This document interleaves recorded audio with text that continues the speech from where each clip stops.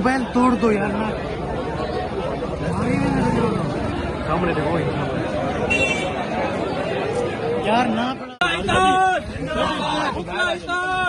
कराची बात जिंदाबाद, कराची बात जिंदाबाद, कराची बात जिंदाबाद, कराची बात जिंदाबाद।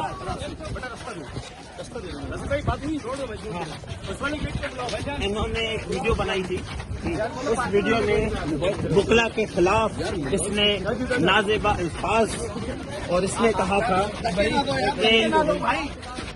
आपस में कीड़े मकोड़े जो निकलते हैं, जो डड्डू निकलते हैं बरसाती, इनको सीधा करना आता है।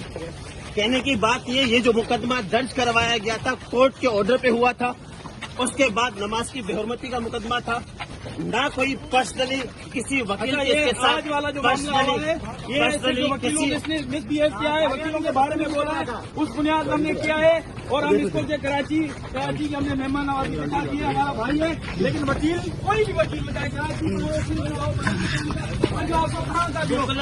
के बारे में बोलेगा तो ये असर होगा, ये ले रहा सबके लिए वकील जिंदाबाद। ख्याल करो।